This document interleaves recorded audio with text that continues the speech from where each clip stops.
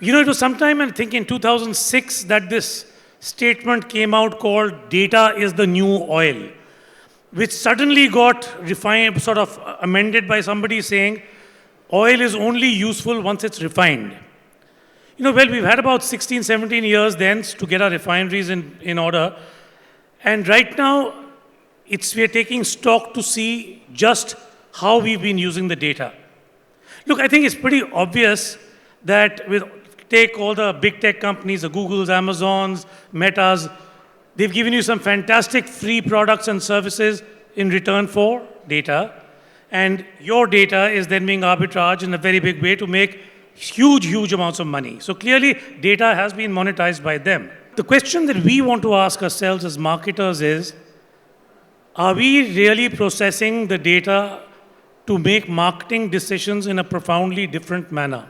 We'll start with just briefly take us through the journey from your analog life to now, and how has data fundamentally changed the way you market?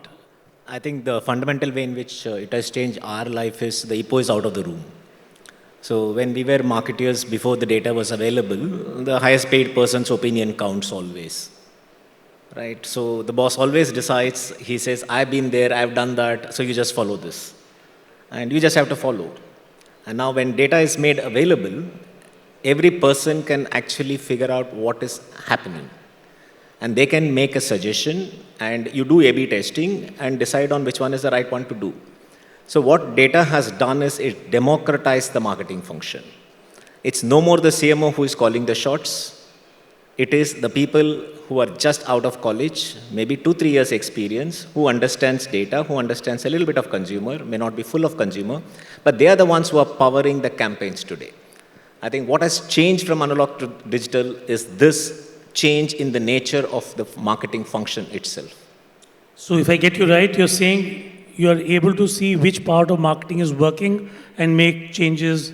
Exactly. Which campaign is working, which cohort is working, which segment is working, what is the right product to actually throw to the customer, how do you converse with the customer. Now, you can keep expanding this from the A to Z, and that's what has definitely changed in the last 15 years. Excellent. Now, Vipul, what about you? If you had to trace your life from the good old soft drink life that I've known you in to now, what has fundamentally changed? Because MakeMyTrip probably had data at its heart right through. But as a marketer, just if you have to observe, look back, look now, what has fundamentally changed? Whenever this word data is actually very fascinating. I've been hearing this for the last 15 years. And it's a word which just connotes fear in anybody. So when we were in PepsiCo, the fear was we don't have enough data.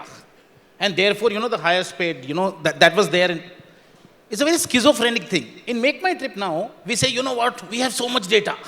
What to do with it? I think the problem what is happening is we are all forgetting that data is just another tool to make better decisions. So what PepsiCo needs to do with data today? Maybe they need to prepare for the cookieless world, which is coming very, very fast. Okay, now how much first-party data does a big FMCG have? I don't even know. And 1 year later, suddenly they will find that all this talk about, we can do this with digital will just disappear. They should be concentrating more on how to get more data before this cookieless world becomes a reality. I have not seen too many companies doing a lot of work with it. One side of the story. Come to MakeMyTrip. Data is not a problem, and we use, and I will not say how we use data. Well, everybody knows how we use data. But sometimes we make stupid mistakes with data. Vikram Sakhuja wanted to go on a bachelor's party, and he did a big farmhouse near Delhi where you can drink till 12 o'clock. We have your data. Next time you want to take your parents to a pilgrimage, we suggest you a farmhouse near Delhi where you can go and drink because you use data. But I think that's what, so we need to understand that data is just one thing which we need to see in the context, various things, and not just depend on data blindly. When I made the transition, the first thing I asked my team was, they were talking AI, chat GPT nahi tha us samay, AI. I told them there is a reason AI is called artificial, no? Well, otherwise they would have been called better intelligence or something, but they also know it's an artificial intelligence. So I think both sides they look at what they don't have and, get worried about it. While we should be focusing on, we are very lucky to have some part of the decision-making chain. How do we fill in the blanks of the other? And that is where data will become a very positive word. rather than people shuddering. Every CMO sort of, gets scared when you talk about data. With that, we will move to Priyanka. Priyanka, you founded this company, and I'm sure the fact that you're creating communities, the fact that you're in the area of everything to do with feminine hygiene, skincare, hair care, and you're building some great brands. It's through an omni-channel arrangement, but I think the online would be the predominant part. Has data played a very key part in all of this? Or, as we were talking a little earlier, do you feel that data has been used as a tool, but a blunt tool? Hi, guys. So look, data is a tool for good, as was said. If used poorly, it's a blunt tool, right? I'll give you a small example. So as the Good Media Co., we have 4 large platforms in our ambit: PopExo, Scoop, Miss Malini, and Tweak. Through them, we have 150 million monthly active users. Social media users in the country must be 350 million. So over half of India's digital media population will consume a content piece created by us in any given month. Because of that, we have billions of instances of data that is available to us. Too much data is always a great problem, and how do you use that well? But the idea is when we are talking to brands, and when we are talking to agencies, and when we are talking to the audience in the room, they come to a digital media company and say, okay, ye campaign karna hai, let's make it performance-driven results we want, right? And all they do is you come up with the idea, you put it out there, and they start looking at engagements and shares, whatever the metrics that they want to look at. But conversion hasn't happened. Now, what I think we forget in this journey is that first time you hit the customer, it's an untrained cookie, or it's an untrained touch that you're kind of getting there. The second time, if you're able to build a feedback loop between the brand and the digital media partner, then you are able to train that cookie, and it becomes an informed decision. So the second time you hit the right cohort, conversions will happen. So my point is, it's a blunt instrument today because there is miscommunication, or take it as stretch, there's mistrust between the brand and the person who's actually executing the campaign at the media side. If you're able to build a robust feedback loop between the person executing, or the company executing the campaign, the media house, and the brand that's requesting the campaign, I believe that we'll be able to start seeing, we'll be able to see performance-driven marketing campaigns that work. We believe that performance ads work because that feedback loop already exists. But at a marketing campaign level, it's still gut feel. And the number of times I've heard a brand kind of come back and complain, nahi chala. I'm like, you guys are not allowing us to train the audience in the way that you would if it was you were running the campaign. Like MakeMyTrip, you guys have access to audience, you guys run your campaigns, and every time your cohort choice gets better because you keep retraining your data. But that doesn't exist for, say, a Nestle running a campaign with the PopExo. So I would, to this room and to this community, I think that is the biggest change that we need to see, which was my submission to you, that data today is a blunt instrument, but can definitely get sharper.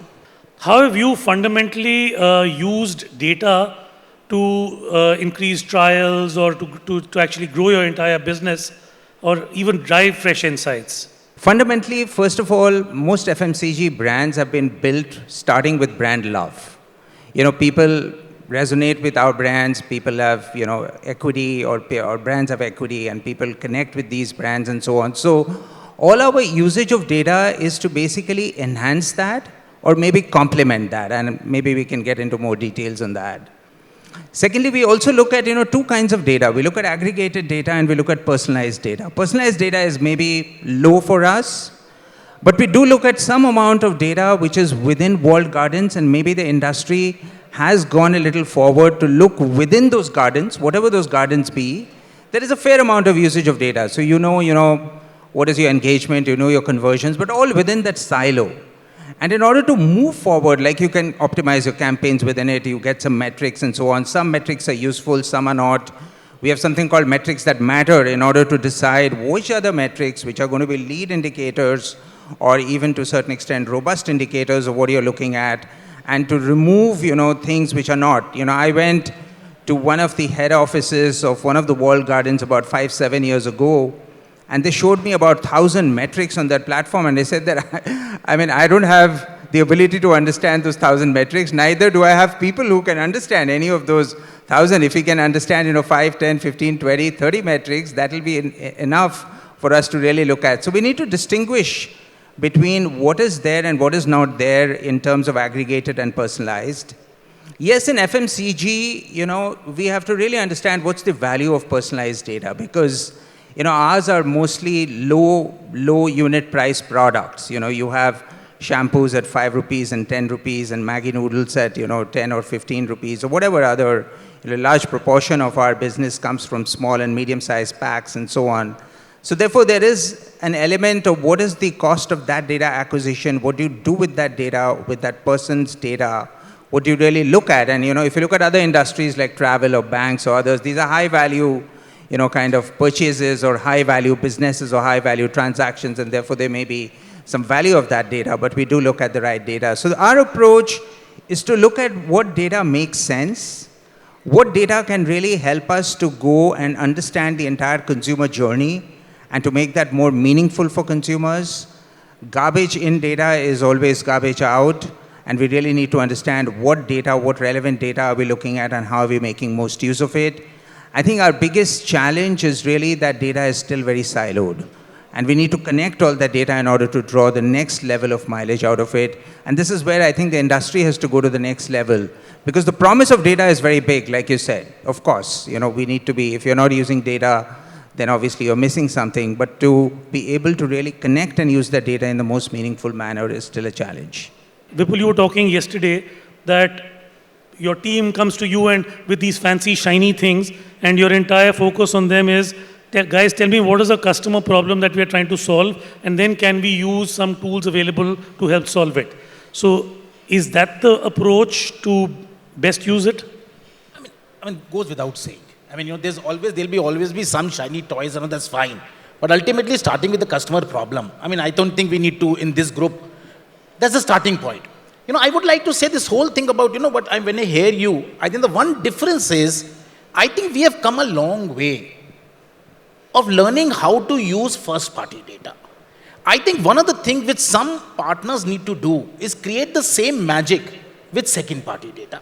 For example, we used to spend a lot of money on display advertising based on second-party data. Our ROI on that was negligible. Now what we are doing is we are starting with first-point data and saying who are the customers who came to our platform, did not buy, but we will now target them outside our platform with display advertising. And that is giving huge ROIs. Okay? So I think the basic thing is, whether you are in Nestle or wherever, having a minimum amount of first-party data is going to become the thing for the future. And don't forget one more big thing which is about to come. The whole privacy concerns. They haven't yet hit India. You go to Europe today, marketing without first-party data is becoming impossible. So I think that is something also, and the difference between an FMCG or others is not the category. It is just the confidence you have in the data, and the confidence, as you said, to be able to continuously do the feedback loop and get it to produce better results. So I think that is going to be what it is more than anything else. Wonderful. Priyanka, on the first-party data piece, with the deprecation of the cookie, how are you seeing the entire, how do you think DMPs will now work? Do you think the data clean rooms are going to be the sort of the analysis hub for the future?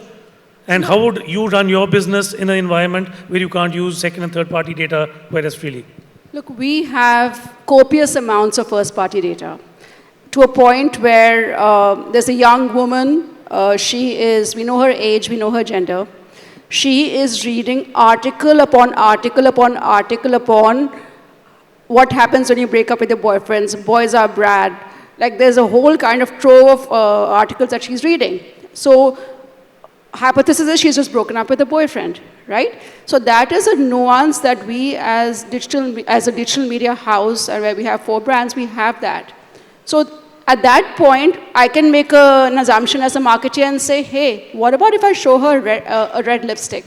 She wants a pick-me-up, she's feeling bad in life.